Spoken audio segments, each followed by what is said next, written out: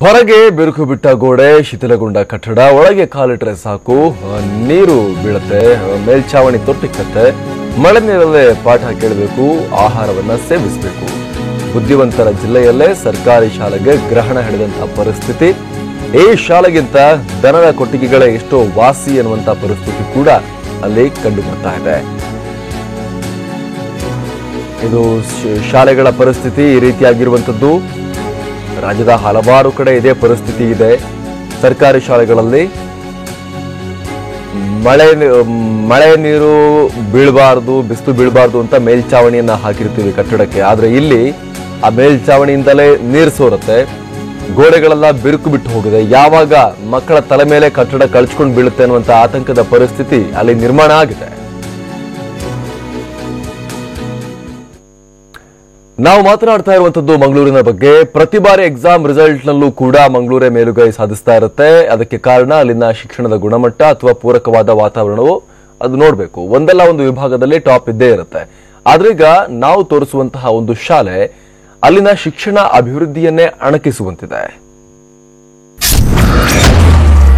ಬುದ್ಧಿವಂತರ ಜಿಲ್ಲೆಯಲ್ಲಿ ಸರ್ಕಾರಿ ಶಾಲೆಗೆ ಗ್ರಹಣ. ಈ ಶಾಲೆಗಿಂತ ದನದ ಕೊಟ್ಟಿಗೆಗಳೇ ಎಷ್ಟೋ ವಾಸಿ.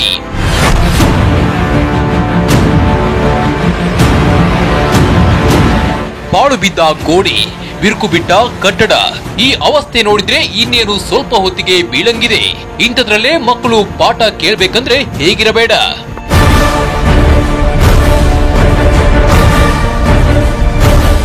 ಇದು ಸ್ಯಾಂಪಲ್ ಅಷ್ಟೇ, ಬನ್ನಿ ಒಳಗೆ ತೋರಿಸ್ತೀವಿ. ಮಳೆ ಬಂದ್ರೆ ಕ್ಲಾಸ್ ರೂಮ್ ಒಳಗೆ ಎಲ್ಲಾ ನೀರು, ಒಳಗಿದ್ದ ಬುಕ್ಸ್ ಬೆಂಚ್ ಎಲ್ಲ ಒದ್ದೆಯಾಗಿ ಬಿಡುತ್ತೆ.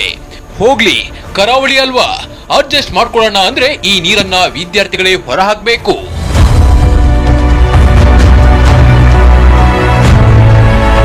ಇಷ್ಟಕ್ಕೆ ಮುಗಿಯೋದಿಲ್ಲ ಈ ಶಾಲೆಯ ಅವ್ಯವಸ್ಥೆ, ಇನ್ನು ಸಿಕ್ಕಾಪಟ್ಟೆ ಇದೆ. ಮಳೆ ಆಗ್ತಿದ್ರೆ ಕ್ಲಾಸ್ ರೂಮ್ಗಳೆಲ್ಲ ತೊಟ್ಟಿಕ್ಕುತ್ತೆ. ಇದ್ರಲ್ಲೇ ನೆನ್ಕೊಂಡು ವಿದ್ಯಾರ್ಥಿಗಳು ಮಧ್ಯಾಹ್ನದ ಬಿಸಿ ಊಟ ಮಾಡಬೇಕು. ಮುರಿದು ಹೋಗಿರೋ ಬೆಂಚು, ಕತ್ತಲೆ ಕೋಣೆಯಲ್ಲೇ ಕೂತ್ಕೊಂಡು ಪಾಠ ಕೇಳಬೇಕು.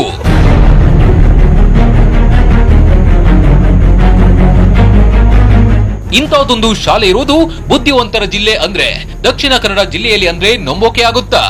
ಆದ್ರಿದು ಸತ್ಯ. ಇದು ಬೆಳ್ತಂಗಡಿ ತಾಲೂಕಿನ ಸವಣಾಲು ಗ್ರಾಮದಲ್ಲಿರೋ ಸರ್ಕಾರಿ ಅನುದಾನಿತ ಶಾಲೆ. ಇಲ್ಲಿ ಒಂದು ಸೌಲಭ್ಯವೂ ನೆಟ್ಟಗಿಲ್ಲ. ಕುಡಿಯೋ ನೀರಿನಿಂದ ಹಿಡಿದು ಕ್ಲಾಸ್ ರೂಮ್ ವರೆಗೂ ಯಾವುದು ಸರಿಯಾಗಿಲ್ಲ. ಮುಖ್ಯೋಪಾಧ್ಯಾಯರು ಕೂಡ ಮನಸ್ಸಿಗೆ ಬಂದಂತೆ ಶಾಲೆಗೆ ಬರ್ತಾರೆ. ಕ್ಲಾಸ್ ರೂಮ್ ಅಲ್ಲಿ ನೀರು ಸುತ್ತದೆ. 1 ಗಂಟೆಗಳ ಕಾಲ ನೀರು ತೆಗಿತಾನೆ ಇರಬೇಕು.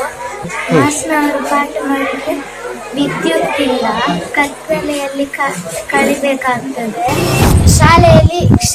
ಶಾಲೆಗೆ ಬಂದ ಕೂಡಲೇ ಫುಲ್ ನೀರಿರ್ತದೆ. ಗೋಡೆ ಕುಸಿದು ಬೀಳುವ ಪರಿಸ್ಥಿತಿಯಲ್ಲಿದೆ. ಈ ಅವ್ಯವಸ್ಥೆ ಹಾಗೂ ಮುಖ್ಯೋಪಾಧ್ಯಾಯರ ಬಗ್ಗೆ ಶಾಲಾ ಅಭಿವೃದ್ಧಿ ಸಮಿತಿ ಹಾಗೂ ಪೋಷಕರು 4 ವರ್ಷಗಳಿಂದ ತಹಶೀಲ್ದಾರ್ಗೆ ದೂರು ನೀಡುತ್ತಿದ್ದಾರೆ. ಆದ್ರೆ ಯಾವುದೇ ಕ್ರಮ ಕೈಗೊಳ್ತಿಲ್ಲ. ಇದರಿಂದ ಖಾಸಗಿ ಶಾಲೆಗಳತ್ತ ಪೋಷಕರು ಮುಖ ಮಾಡ್ತಿದ್ದಾರೆ. ನಾವು ಶಿಕ್ಷಣ ಇಲಾಖೆಗೆ ಕಂಪ್ಲೇಂಟ್ ಕೊಟ್ಟಿದ್ದೇವೆ. ಅವರು ಅಲ್ಲಿ ಹೇಳುವಾಗ ಬರ್ತಾರೆ, ಮರುದಿವಸ ಏನಂತ ಹೇಳುದಿಲ್ಲ, ಎಂತ ಅಂತ ಸರಿ ಮಾಡಿ ತಡಿಸಿಲ್ಲ. ಹಾಗಾಗಿ ದಯವಿಟ್ಟು ಶಿಕ್ಷಣ ಇಲಾಖೆಯವರು ಮತ್ತು ಶಾಸಕರು ಮತ್ತು ಶಿಕ್ಷಣ ಸಚಿವರು ದಯವಿಟ್ಟು ಅದನ್ನು ಗಮನ ಹರಿಸಬೇಕು. ಇಲ್ಲದಿದ್ದರೆ ಮಕ್ಕಳಿಗೆ ತುಂಬಾ ಅದೊಂದು ಅಪಾಯಕಾರಿ ಮಟ್ಟದ ಈ ಶಾಲೆ ಇದೆ. ಒಟ್ನಲ್ಲಿ ಪ್ರತಿ ಬಾರಿ ಎಸ್ಎಲ್ಸಿ ಹಾಗೂ ಪಿಯುಸಿ ಫಲಿತಾಂಶದಲ್ಲಿ ದಕ್ಷಿಣ ಕನ್ನಡ ಜಿಲ್ಲೆಯ ವಿದ್ಯಾರ್ಥಿಗಳೇ ಟಾಪ್ ನಲ್ಲಿರ್ತಾರೆ. ಅಂತ ಪೂರಕ ವಾತಾವರಣ ಒದಗಿಸೋ ಕರಾವಳಿಯಲ್ಲೀಗ ಇಂಥ ಶಾಲೆ ಇದೆ ಅಂದ್ರೆ ನಿಜಕ್ಕೂ ಅಚ್ಚರಿ. ಪೃಥ್ವಿರಾಜ್, ಟಿವಿ9 ಮಂಗಳೂರು.